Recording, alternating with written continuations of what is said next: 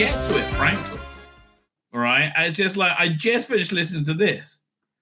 Yeah. And yeah, the problem is it just wasn't that great.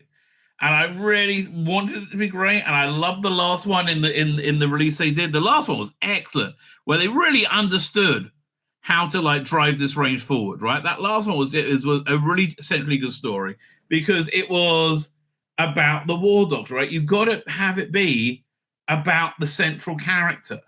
Right, there were 2 box sets before this where they wrapped up the original, the War Doctor Rises, I think.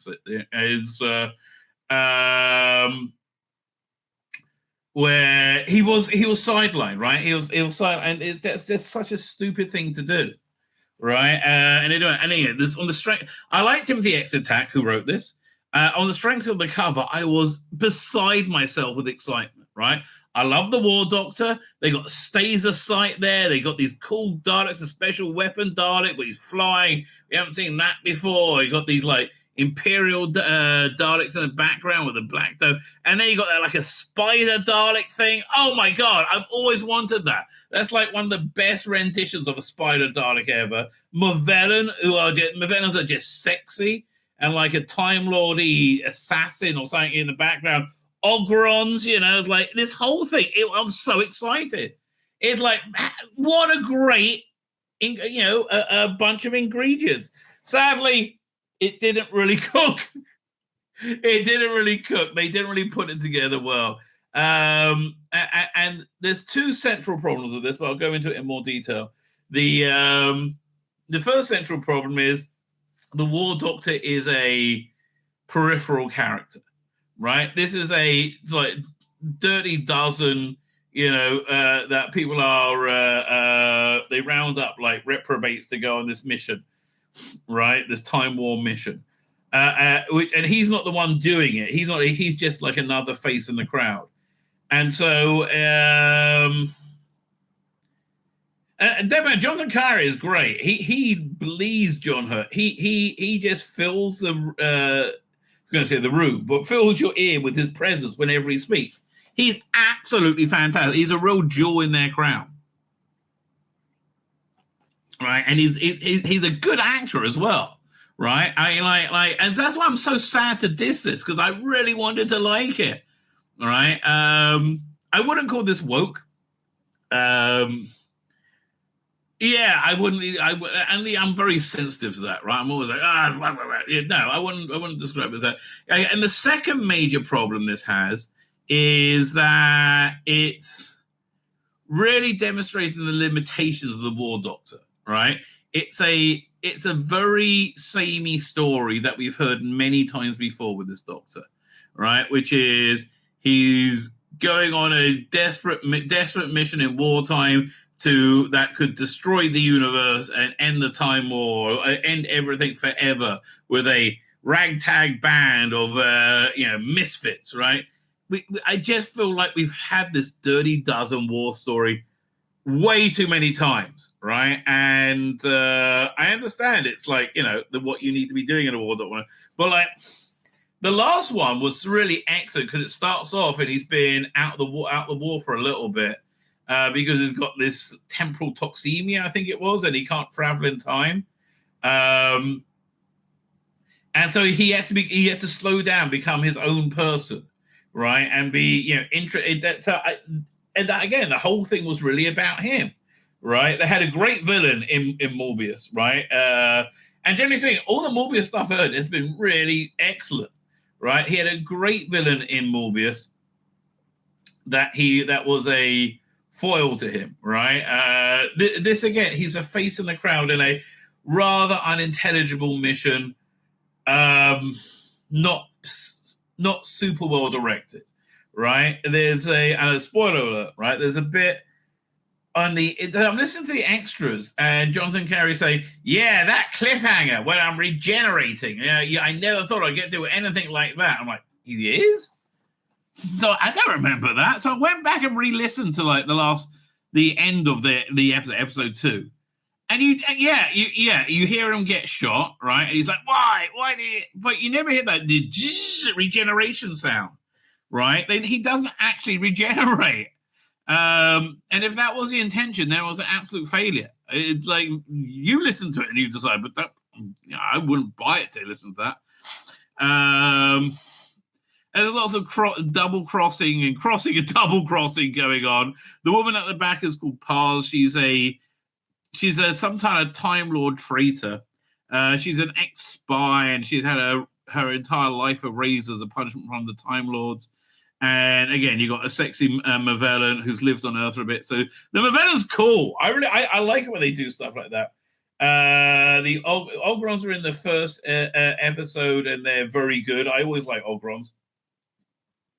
But again, it's just kind of flat, right? It is just kind of flat. That's really the only way to describe it. They don't even have the about, because it's really, it's somewhat unintelligible. If you want to do the about, right? The fun thing with this one was I was able to take a self-contained story within the time world and stretch it out as far as possible. I just don't think there was enough story. This felt like honestly, this felt maybe like a 1-episode story, dragged out to 3. I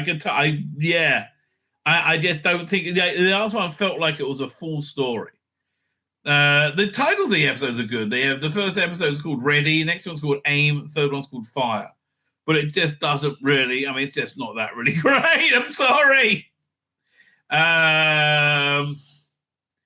The idea was to start and introduce some really vibrant, interesting characters, then give them a lovely, complete arc with the War Doctor along for the ride. He shouldn't be along for the ride, right? He should be the center of it.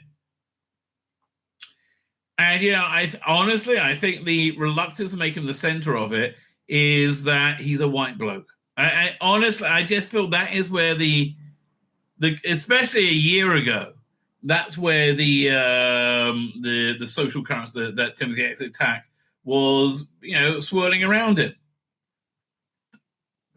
It's very hard to swim in a different direction of the entire world, right? But that's totally what was going on. I knew that I could really go for the emotional juggler with that. You really didn't. That's the trouble. I don't really care about any of the characters. They were kind of interesting. I didn't really care about them that much. Right? Jonathon Carley said, it's a heck of a ride. The War Doctor in this grey space between the Time Lords and the Daleks, sort of neutral good. So to find the other grey area figures to unite with is really interesting.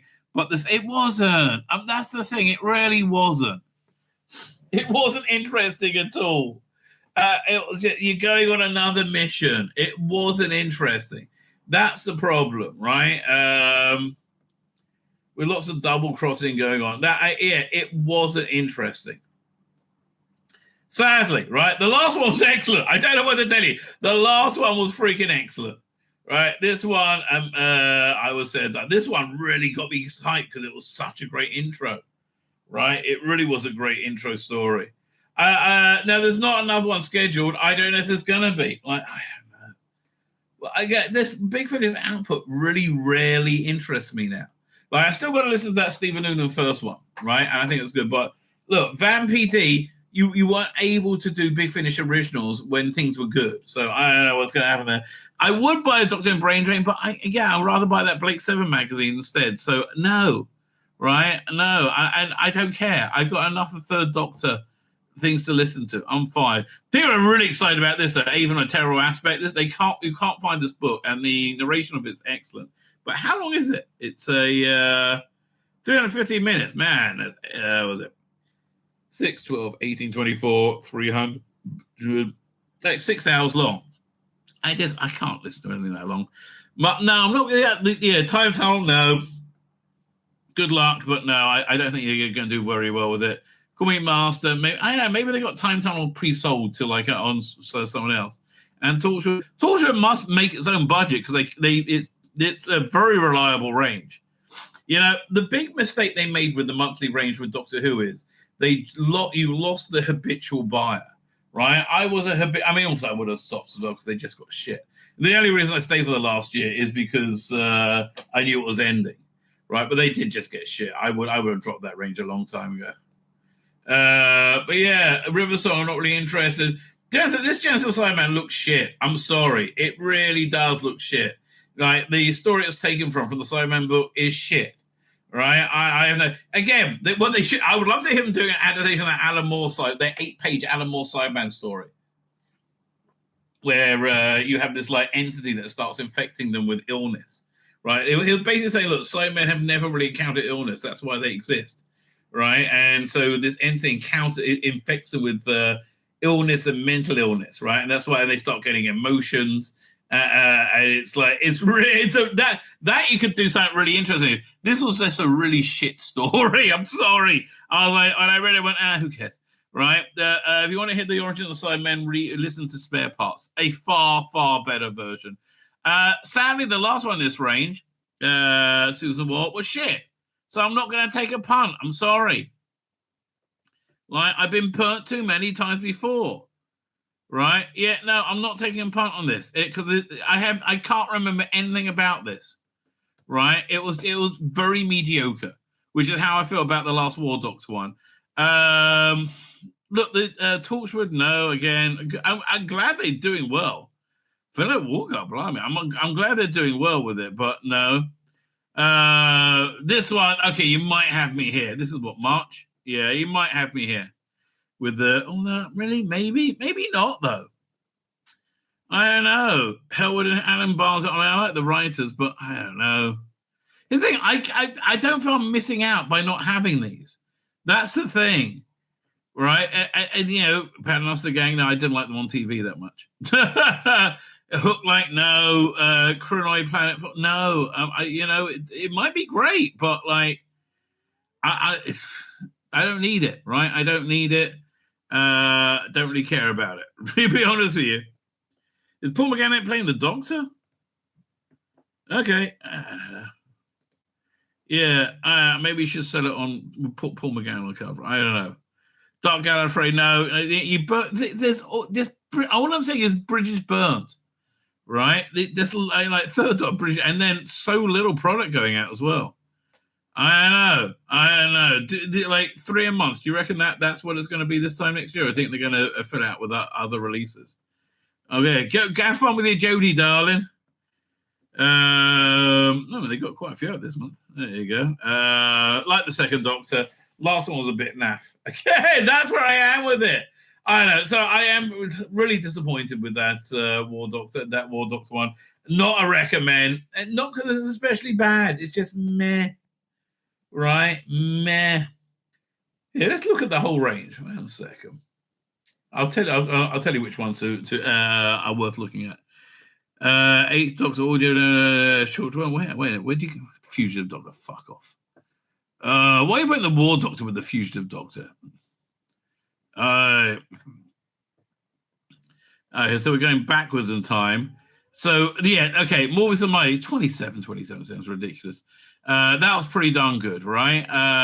These two, Enemy Mine and Comrade, that shit. Yeah, it's all about stunning brave woman who's the key to everything. These ones are all generally pretty good. There's three independent stories, and is it 3 or 4? There's 3 independent stories in each of them, and they make quite a decent season, right? This whole, the best one is the 24. They're all 24. So best one is the first one in the range, right? He just does an excellent job, and in terms of the John Hurt ones, I mean, again, I found them all very good. Right? Probably the best one is this one, but again, $30. Why? I just don't get it, Big Finish, right? I don't bloody get it. Why? Like, who do you think is going to pay that? You out your bloody mind? I don't know what to tell you. My name's Tzvi Lebetkin, the Rabbi from another planet. Please like, share, and subscribe, and ring that little bell. Ring the little bell so you're notified when new videos drop.